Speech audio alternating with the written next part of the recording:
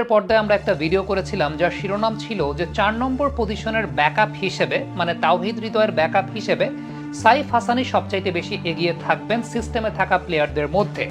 এর পেছনে আমরা বেশ কিছু স্ট্যাটিস্টিক্যাল যুক্তিও দাঁড় করিয়েছিলাম, যার 1 নম্বর যুক্তিটা ছিল যে গত বিপিএলে যে 3 জন ব্যাটার 4 নম্বর পজিশনে দেশীয় ব্যাটারদের মধ্যে ভালো করেছেন তাদের মধ্যে 1 নম্বরে সাব্বির রহমান ছিলেন, এরপর সাইফ হাসান, এরপর ইয়াসির আলী রাব্বি। যেহেতু সাব্বির রহমান বিপিএল এর পরেও বাংলাদেশ ক্রিকেট বোর্ডের কোনো সিস্টেমের অন্তর্ভুক্ত ছিলেন না, সো আনফরচুনেটলি এখানে কোনো কিছু করার নাই। সিস্টেমে থাকা যে দুজন প্লেয়ার আছেন সাইফ হাসান এবং ইয়াসির আলী রাব্বি, তাদের মধ্যে সাইফ হাসানই এগিয়ে থাকবেন। তার পেছনে অন্যতম বড় কারণটা হচ্ছে এরই মধ্যে তিনি গ্লোবাল টি-20 খেলেছেন, সেখানেও এই পজিশনটায় ভালো ব্যাটিং করেছেন মোটামুটি। তার বোলিং অপশনটা একটা অনেক বড় হ্যান্ডি অপশন, যেটা সংযুক্ত আরব আমিরাতের মতো কন্ডিশনে একটা বাড়তি বোলিং অপশন থাকা মানে সেটা অবশ্যই ক্যাপ্টেনের জন্য একটা বেস্ট পসিবল রিসোর্স থাকা। লাস্ট তিনি এ টিমেও খেলেছেন টপ এন্ড টি-20, সেখানে 2টা ম্যাচ এখন পর্যন্ত ভালো করেছেন। সো আলটিমেটলি ওই মিডল অর্ডারের জায়গাটা আপনি যদি ব্যাকআপ অপশন চান, সেক্ষেত্রে 2-4 মেলালে আমাদের কাছে অ্যাভেলেবল যে রিসোর্স আছে, অর্থাৎ যে প্লেয়াররা সিস্টেমের মধ্যে আছেন বাংলাদেশ ক্রিকেট বোর্ডে, তার মধ্যে সাইফ হাসানই সবচেয়ে বেশি এগিয়ে থাকবেন এবং সাইফ হাসানকে নেওয়া হয়েছে। আমি প্রথমে ধারণা ছিল যে 15 জনের স্কোয়াড হয় বা 15 জনের স্কোয়াড হবে, বাট যেটা জানতে পারলাম যে 16 জনের স্কোয়াড, অর্থাৎ ম্যাক্সিমাম 16 জন প্লেয়ার থাকতে পারবেন এশিয়া কাপের স্কোয়াডে। সো একটা অপশন কিন্তু সেই জায়গাটায় বেড়ে যায়।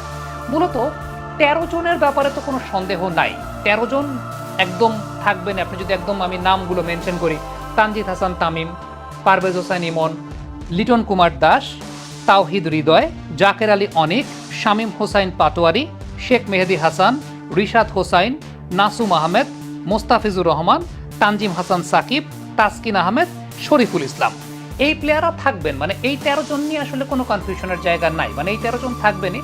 শরীফুলের জায়গাটা নিয়ে অনেকের মধ্যে ডাউট থাকতে পারে, কিন্তু আমি একটু ডাউটটা ক্লিয়ার করে দিই। সেটা হচ্ছে সংযুক্ত আরব আমিরাতের কন্ডিশনে, বিশেষ করে আপনি যদি আবু জায়েদ স্টেডিয়ামের কথা বলেন বা আবুধাবি স্টেডিয়ামের কথা বলেন, তাহলে সেই জায়গাটাতে শরীফুল বেশ সাকসেসফুল একজন বোলার। তার ইকোনমি রেটটা আপনি যদি চিন্তা করেন যে আবুধাবির স্টেডিয়ামটাতে 6-এরও নিচে এবং পাওয়ার প্লেতেও সেটা বেশ সমৃদ্ধশালী 6-এর নিচে, এবং সংযুক্ত আরব আমিরাতে সবসময় তার ট্র্যাক রেকর্ডটা, স্ট্যাটিস্টিক্যাল রেকর্ডটা অনেক ভালো। সো এই 13 জন থাকবেন, এই ব্যাপারে কোনো সন্দেহ নেই। এখন বাকি যে 3টা প্লেস, সেই 3টা প্লেসের মধ্যে কতগুলো ক্রাইটেরিয়া ছিল, আসলে কতগুলো ক্রাইটেরিয়া ছিল। যেমন বাকি 3টা প্লেসের মধ্যে একটা অপশন, সেটা হচ্ছে আপনি কি ব্যাকআপ ওপেনার লাগবে কিনা। অবশ্যই এটা টিম ম্যানেজমেন্টের সিদ্ধান্তের জায়গা যে তারা কি কোনো ব্যাকআপ ওপেনার রাখবেন, নাকি তারা লিটন কুমার দাসকে ব্যাকআপ ওপেনার হিসেবে, মানে যদি কোনো কারণে ওপেনার প্রয়োজন পড়ে সেক্ষেত্রে লিটন কুমার দাসের একটা অর্ডার তারা আপ করে দেবেন কিনা। এটা যেমন একটা অপশনের জায়গা যে ব্যাকআপ ওপেনার লাগবে কিনা। যদি ব্যাকআপ ওপেনার আলাদা করে চিন্তা করতেন সৌম্য সরকার এবং নাইম শেখ, ডেফিনেটলি সেই জায়গাটা সৌম্য সরকারই টি-20 বিবেচনা এগিয়ে থাকবেন। নাইম শেখ এই মুহূর্তে আসলে সেই জায়গাটা থাকবেন না, মানে আমাদের কাছে যে অপশন অ্যাভেলেবল ছিল তার মধ্যে সৌম্য সরকারই সেই জায়গাটা এগিয়ে থাকবেন। এবার আসেন মিডল অর্ডারে ব্যাকআপ। মিডল অর্ডারে ব্যাকআপের ক্ষেত্রে আলটিমেটলি সেই জায়গাটায় সাইফ হাসানের কথা আমরা 7 দিন আগেও বলেছি যে সাইফ হাসানের সেই জায়গাটায় থাকা উচিত। আরেকজন হচ্ছে নুরুল হাসান সোহান, যিনি আসলে থাকতেনি, বিষয়টা সেরকমই। এখন নুরুল হাসান সোহান আসলে 4 নম্বরের ব্যাকআপ হিসাবে আমার কাছে মনে হয় না। আমার কাছে মনে হয় যে নুরুল হাসান সোহান ওই 6 বা 5 ওই পজিশনের ব্যাকআপ। যদিও সোহানকে আমি আসলে ওয়ানডে ক্রিকেটে অনেক বেশি মাত্রায় দেখতে চাই রাদার দেন টি-20 ক্রিকেট। মানে স্কোয়াডটা যদি 15 জনের স্কোয়াড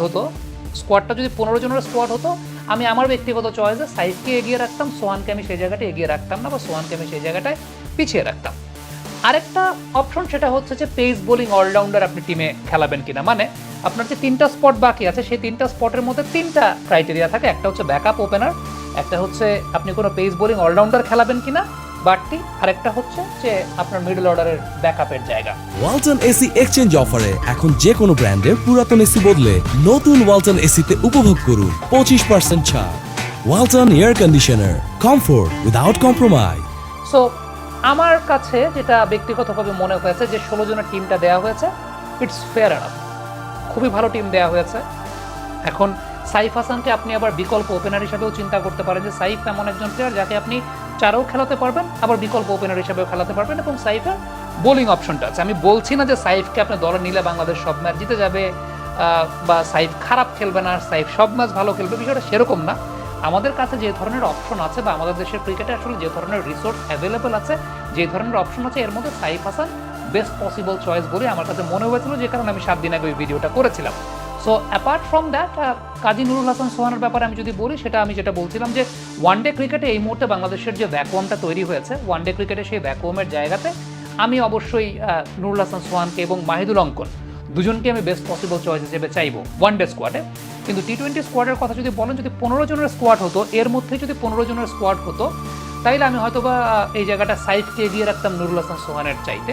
বাট যেহেতু 16 জনের স্কোয়াডটা দেওয়ার এবার সিস্টেমটা আছে বা 16 জনের স্কোয়াডটা দেওয়া যাচ্ছে, সো আলটিমেটলি দুটা অপশন, একটা Saif backup opener plus middle order, দুটো অপশনই আছে। আর মিডল অর্ডারে সেই জায়গাটায় কাজী নুরুল হাসান সোহানের অপশনটা রাখতে চেয়েছে।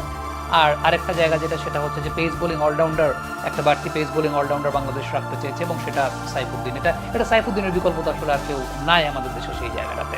বাট আবারও বললাম, যদি 15 জনের স্কোয়াড হতো তখন ব্যাপারটা আসলে একটু ডিফারেন্ট হতে পারতো। তখন টিম ম্যানেজমেন্টের চয়েসটা আসলে কীরকম, টিম ম্যানেজমেন্ট কোন ব্র্যান্ডের ক্রিকেট খেলতে চায়, কীভাবে খেলতে চায়, সেটার উপর অনেক কিছু ডিপেন্ড করতো। কিন্তু আমার কাছে যেটা মনে হয়েছে যে প্রত্যেকটা দেশের স্কোয়াডে কিছু না কিছু বিতর্কের জায়গা থাকে, সেটা একটা দুইটা পজিশনে, এখানেও হয়তো বা একটা দুইটা পজিশন নিয়ে বিতর্কের জায়গা থাকতে পারে। বাট ওই একটা দুইটা পজিশন এমন না যে খুব ম্যাসিভ কোনো চেঞ্জ করে দিতে পারতো বা ম্যাসিভ করে চেঞ্জ করে দেবে। আমার কাছে স্কোয়াডটা মনে হয় যে অ্যাভেলেবল যে রিসোর্স আছে বা যে অপশনগুলো আমাদের হাতে আছে, সেই অপশন বা রিসোর্স অনুযায়ী একদম ঠিকই আছে। এটা এখানে আসলে আমি কোনো কিছু ভুলের কোনো কিছু পাই না। আগেই তো বললাম যে 13 জন তো একদম মানে চোখ বন্ধ করে ওই 13 জনই থাকতেন। বাদবাকি যে 3 জনকে নেওয়া হয়েছে, সেই জায়গাটায় হয়তো বা আপনার হাতে খুব বেশি অপশন নেই।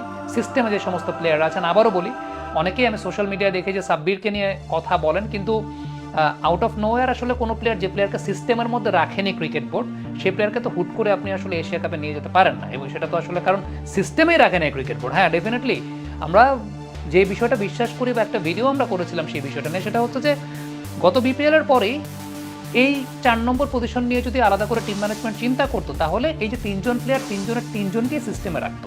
3 জনের 3 জনকেই, ওই যেটা বলছে যে যখন ক্যাম্প হচ্ছে এ টিমের, যখন ক্যাম্প হচ্ছে ন্যাশনাল টিমের 30 জনের, তখন 3 জনের 3 জনকেই রাখতো। সাব্বির, সাইফ কিংবা ইয়াসির রাব্বি, 3 জনের 3 জনকেই রাখতো। কিন্তু যেহেতু রাখে নাই, তো এখন তো আসলে এশিয়া কাপের আগে হুট করে এই কথা বলে লাভ নাই। সো সিস্টেমে যে সমস্ত প্লেয়াররা অ্যাভেলেবেল আছেন, তাদের মধ্যে বেস্ট পসিবল চয়েসটা সাইফ হাসানই ছিলেন, যেটা আমার কাছে ব্যক্তিগতভাবে মনে হচ্ছে।